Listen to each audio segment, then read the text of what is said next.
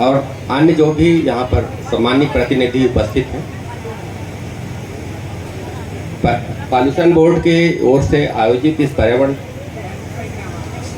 सुनवाई में जैसा कि प्रबंधन का जो प्रोजेक्ट था उसमें जो प्रोजेक्ट रिपोर्ट में 427 हेक्टेयर जमीन की परियोजना है और इसमें 57 या 59 हेक्टेयर ज़मीन किसानों की है, प्रभावित किसानों की है, शेष ज़मीन शासन वन विभाग की है संबद्ध है। तो यह परियोजना SSL के द्वारा स्वीकृत हुआ है। उसके पूर्व परियोजना प्रारंभ होने के पूर्व जो पर्यावरणीय लोक सुनवाई की जो शर्तें हैं उसको पूरा करने के लिए यह कैंप आयोजित किया गया। अभी इस सुनवाई में ग्राम भलमोड़ी, फुलकोना, डोला और आसपास के सभी निवासियों ने अपना विचार रखे और परियोजना को यह भी आप लोगों ने विचार रखा कि माइन खुलना चाहिए। माइंस खुलने के साथ ही लोगों को रोजगार मिले, मुआवजा मिले और उनकी जो आगे की जो काम है जो पर्यावरण के संबंध में उसमें भी एक अच्छा काम हो ताकि पर्यावरण सुनिश्चित हो सके। सभी का बहुत ही अच्छा विचार रहा है।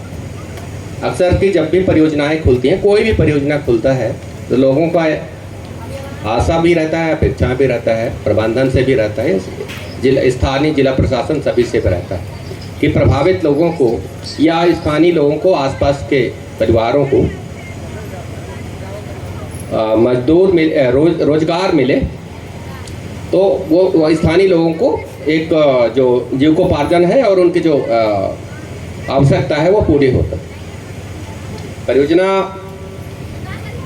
स्वीकृत करने के एक बड़ा डिटेल रिपोर्ट होता है। डिटेल रिपोर्ट के बाद बहुत कई चरणों में उसके परीक्षण होने के बाद परियोजनाएं स्वीकृत होती हैं।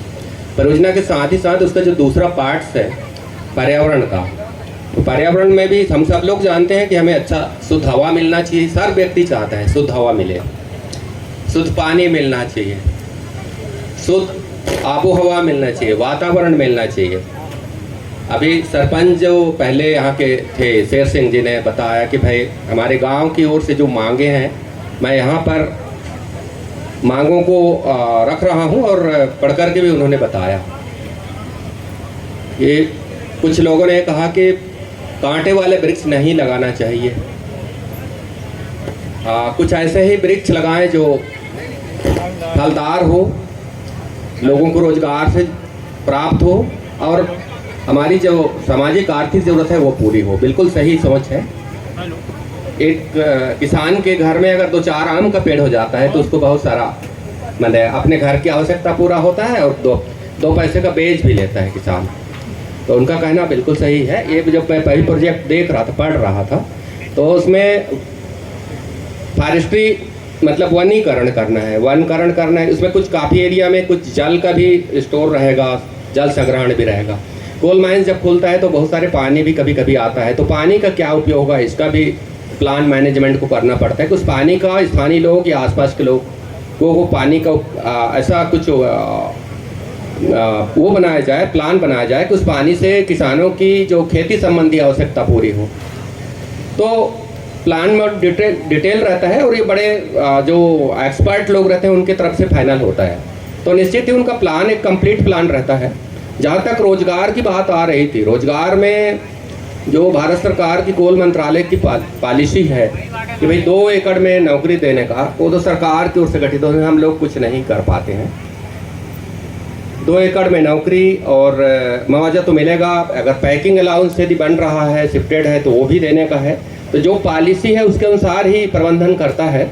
जिला प्रशासन के पास प्रबंधन की फाइलें आती हैं, नौकरी के समय में जब देने का रहता है तो DRRC की बैठक होती है। DRRC की बैठक में ही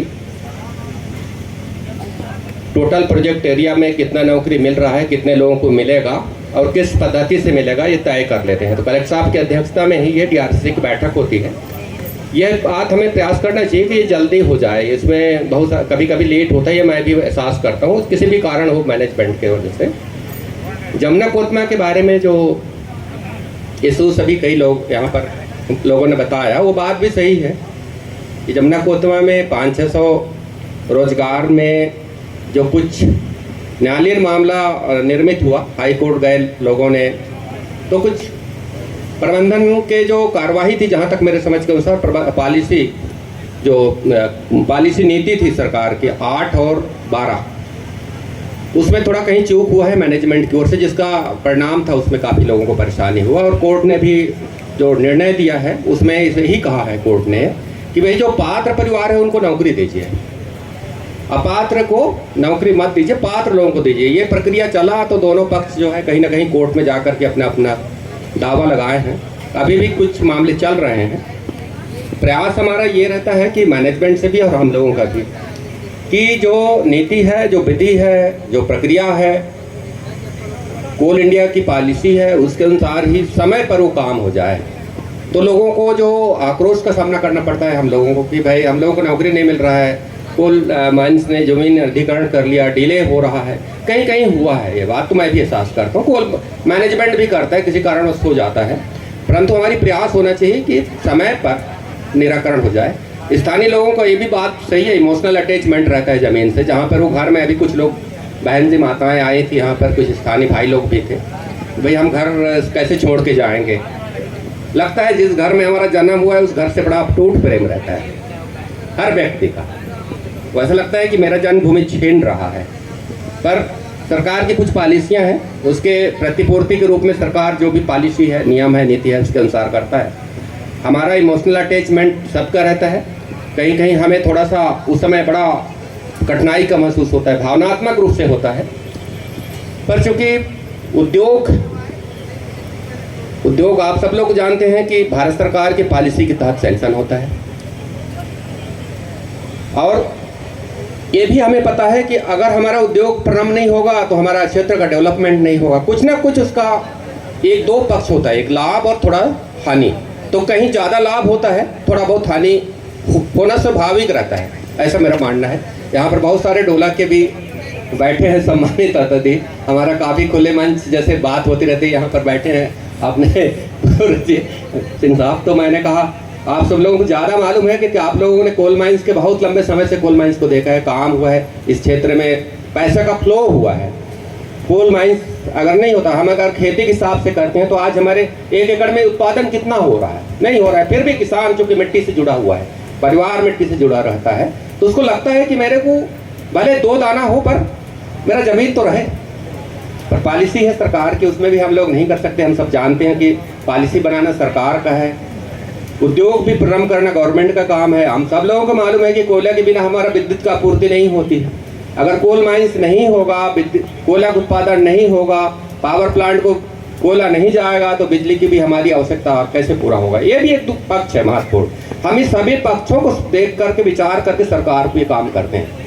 स्थानीय निवासी जब भी छोटा प्रोजेक्ट होता है तो यही लगता है कि हमारा गाँव बेदखल हो जाएगा, हम लोग कहाँ बसेंगे, कहाँ रहेंगे। बिल्कुल स्वाभाविक है सोचना और भावनात्मक है, इसमें हर कोई व्यक्ति एहसास करता है, अरे मेरे को घर द्वार छोड़ करके कहीं दूसरे नए जगह बसना पड़ेगा। ये सब चीज़ें भावनात्मक है, रियली है, थोड़ा सा मन को ठेस भी पहुंचता है उस समय। बट कुछ चीज़ें ऐसे हैं कि जो सरकार की पॉलिसी में है, हम सरकार के पॉलिसी के तहत ही काम करते हैं। हमारे जनप्रतिनिधि भी यहाँ कुछ बैठे हैं, वो भी जानते हैं कि पॉलिसी सरकार बनाता है, उस पॉलिसी के तहत हम काम करते हैं, और उस पॉलिसी के तहत काम करके उसका जो दूसरा ज़रूरत है समाज की, सामाजिक और आर्थिक जरूरत, जैसे मैं कह सकता हूँ कि भाई वो घर छूट गया तो उसको क्या मिलेगा, कैसे वो परिवार सेटल होगा। ये हमारा महत्वपूर्ण एक पहलू रहता है। प्रयास करते हैं कि जो भी छोटे परिवार, बड़े परिवार है, कुछ ज़मीन, इसमें 57 शायद नौकरी मैंने देख रहा था डेटा में, 220 प्रभावित किसान है इस प्रोजेक्ट में, और कुछ डाटा मेरे थोड़ा सा मैं देख रहा था। तो जो भी कट ऑफ होता है उसके हिसाब से नौकरी मिलेगा। शेष कुछ और जो परिवार के पास ज़मीन कम है, उनको पॉलिसी के तहत संभवतः नहीं प्राप्त हो पाता है नौकरी, उनको लगता है कि हमें नौकरी नहीं मिल रहा है। अब ये DRS से भारत सरकार की पॉलिसी के तहत है, इसमें हम लोगों के ऊपर कुछ भी ज़्यादा हम काम नहीं कर सकते। मेरा प्रयास है कि जो भी अधिकतम हो सकेगा वो पॉलिसी के अंतर्गत सुविधाएं प्रदान की जाएंगी। वनीकरण होगा, फल उद्यान होगा, जल संरक्षण होगा। CSR फंड में जो भी पैसा सेंक्शन होता है 2% या 5% जो भी होगा टोटल बेनिफिट का, उसके तहत आपके स्थानीय निवासियों के हिसाब से ही उस राशि को खर्च करने के नियम है। उसमें आजकल नए चीज़ में उसमें कुछ रोजगार से भी जोड़ दिया है नए CSR पॉलिसी में, CSR रूल में। तो अभी हमारे पास जमुना कुतमा का हसदेव का भी गया था CSR में सेंक्शन के लिए, NOC के लिए, तो हमने कुछ भेजा है। माननीय सांसद मैडम के भी कुछ आए थे आपके ग्राम पंचायतों की मांग के अनुसार। किसी ग्राम पंचायत ने बोला है कि स्कूल का एडिशनल भवन बना दिया जाए, CC रोड बना दिया जाए, पीने का पानी दे दिया जाए। बेसिक ज़रूरत है, हमारी बुनियादी ज़रूरत होता है कि बिजली, पानी, सड़क, अप्रोच मार्ग वगैरह रहता है। आप लोगों के प्रस्ताव भी सेंक्शन होते हैं। यह है कि कभी कभी कोई गांव छोड़ जाता है तो आपके जनप्रतिनिधि, आप स्वयं अपने प्रबंधन के पास, जिला प्रशासन के पास अपना आवेदन या पक्ष रख सकते हैं कि भाई हमारे गांव सबसे ज़्यादा प्रभावित है, हमारे गांव में इस चीज़ की ज़रूरत है, बच्चों के लिए स्कूल की ज़रूरत है, स्वास्थ्य के लिए ज़रूरत है। स्वास्थ्य के संबंध में भी प्रबंधन ने कई कैंप करके स्थानीय लोगों को मेडिसिन या अन्य हेल्थ संबंधी सुविधाएं प्रदान की है। कई बार मैंने अभी हर बार की मुझे जानकारी नहीं है, पर कई बार ये हुआ है कैंप। तो मेरा इसमें यही है, आप सब लोग स्थानीय निवासी भाई बहन और यहाँ पर मेरे बुजुर्ग और जनप्रतिनिधि हैं, जो भी चीज़ पर्यावरण के बारे में है वो सारे आपके आवेदन हम लोगों ने प्राप्त किया है, उसका प्रोसीडिंग में रिकॉर्ड होगा और ये सारे आवेदन जो हैं शासन को जाएगा, शासन लेवल से ही उसमें निर्णय होता है। अंत में मैं सभी स्थानीय निवासियों का, मेरे भाई बहनों का, मेरे अधिकारियों, प्रबंधन और उसमें पॉल्यूशन बोर्ड, जनप्रतिनिधियों का मैं पुनः मतलब धन्यवाद देता हूँ। उन्होंने, आप लोगों ने इस कैंप में आकर के अपने विचार रखे, अपनी मांग, अपनी आवश्यकताएं, अपनी भावनाओं को व्यक्त किए। पुनः आप सब लोगों का बहुत बहुत धन्यवाद।